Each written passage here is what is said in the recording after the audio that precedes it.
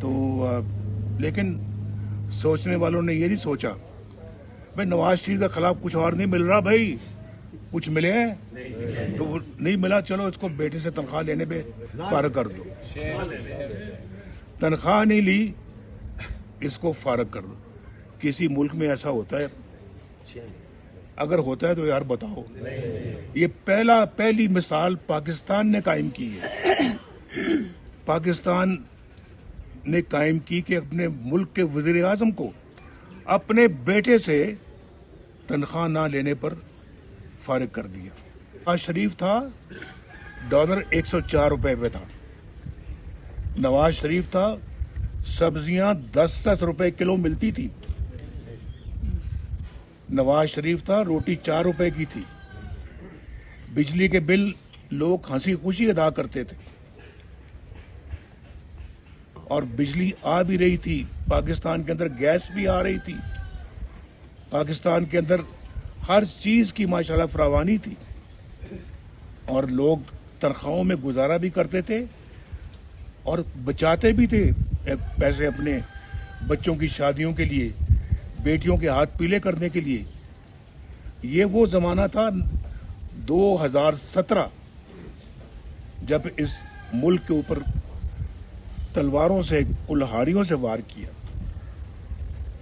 अच्छी भली इकॉनमी तबाह बर्बाद, अच्छा भला मुआशरा तबाह बर्बाद, अच्छा भला मुल्क तबाह बर्बाद। गरीबों के घरों में चूल्हा तक बंद हो गया, बुझ गया। पूछें लोगों से जाके किस तरह से जिंदगी बसर कर रहे हैं वो। आज ज्यादातर लोग तो इस मुल्क में गरीब हैं, अल्लाह ताला उन सब पे रहम करे। लेकिन एक आज 20-25 हजार रुपया कमाने वाला शख्स जिसके 2-3 बच्चे भी हों और घर में और भी बड़े हों, बुजुर्ग, को गुजारा कर सकता है? यार बताओ मुझे, नहीं बताएं कितने 25 हजार रुपये से कितने दिन गुजारा कर सकता है? कितने दिन चलता है ये? 1 हफ्ता? ठीक कह रहे हैं आप, ठीक कह रहे हैं। बाकी 3 हफ्ते क्या करता है वो आदमी? सोचें कि किसने इस मुल्क को इस हाल तक पहुंचाया है? किसने? ये सोचने वाली बातें हैं, बहुत सोचने वाली बातें हैं। किसने पहुंचाया है? बड़ा जुल्म किया है इन लोगों ने पाकिस्तान के साथ, बहुत भारी जुल्म किया है। और किस्से कहानियां तो आप सुन रहे हैं उनके बारे में, अब भी सुन रहे हैं आप। ये किरदार था उन लोगों का, ये किरदार था। यानी मुंह में राम राम, बगल में छुरी और मुंह में राम राम। मुझे और इसको, मरियम को जेल में रखना था, इलेक्शन उसको जितवाना था, उसके बाद इलेक्शनों में धांधली करनी थी और उसको पावर में लाना था। ये था मंसूबा, लुबे लुबाब ये था। मुझे निकालने का मकसद ये था। बेटे से तनख्वाह ना लेने का निकालने का सबब ये था। ये अगर वही मोमेंटम, वही स्पीड, वही अपना जो है वो हमारा तरक्की करने का जो प्रोग्राम था, जो तरक्की मुल्क में लाने का प्रोग्राम था, अगर वो आज तक चल रहा होता, चलता रहता, कोई खलल ना आता, तो अंदाजा करें कि आप कहाँ होते, ये मुल्क कहाँ होता। एक 1990 में आया मैं, 1993 में फारिग, चलो जी घर जाओ। 1997 में आया, 1999 में जाओ जी फारिग, 2017 में जाओ जी फारिग।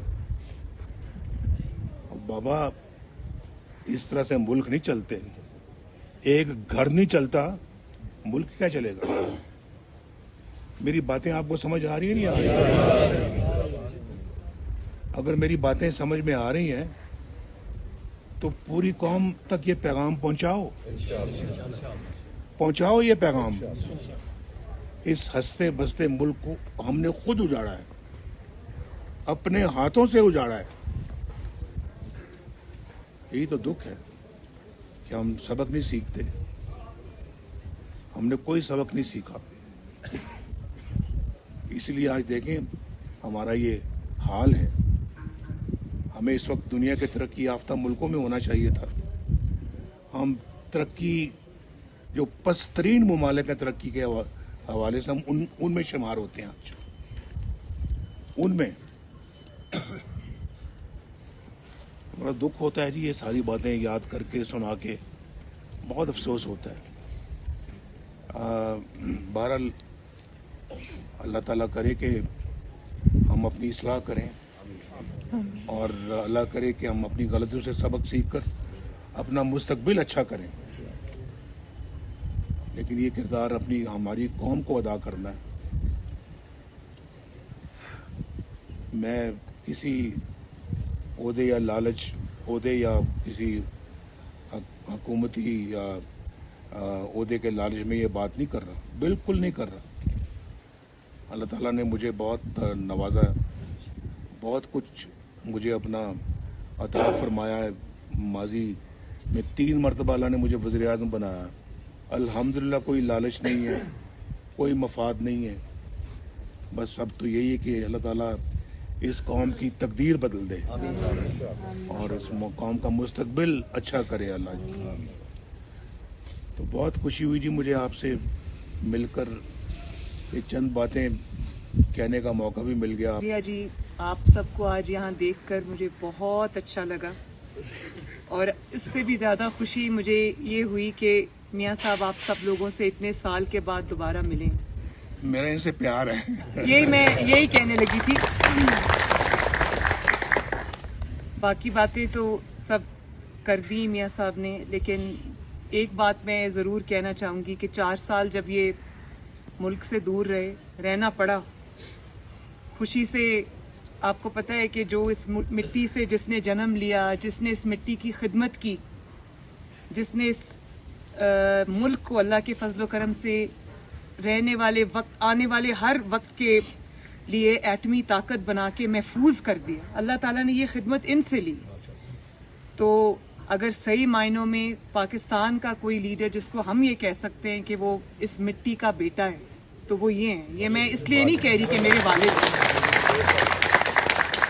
तो जब अपने मुल्क से दूर जाना पड़ता है, 7 साल पहले दूर रहना पड़ा अपने मुल्क से, जब हम सऊदी अरेबिया में थे, तो मैं भी साथ थी। वो भी मैंने, तब मैं सियासत में नहीं थी, लेकिन मैंने वो तड़प देखी, मैंने वो महसूस किया उस कर्ब को।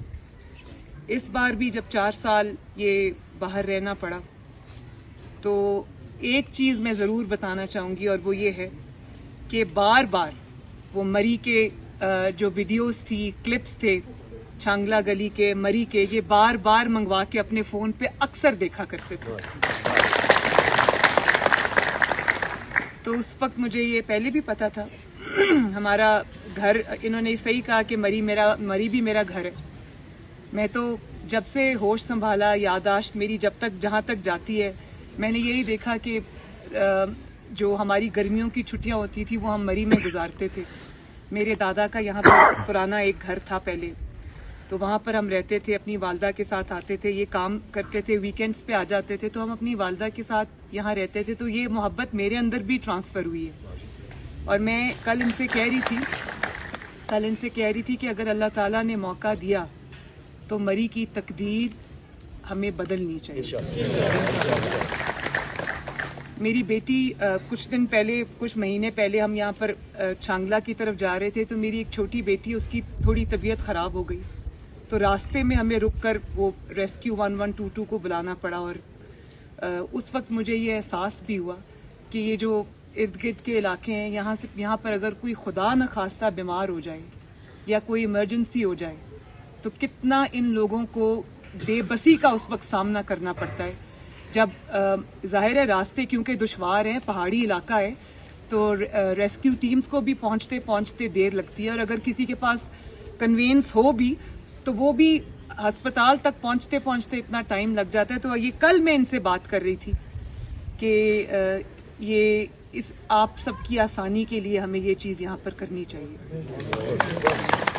आला तरीन मंसूबे होने चाहिए, ये मरी का हक है।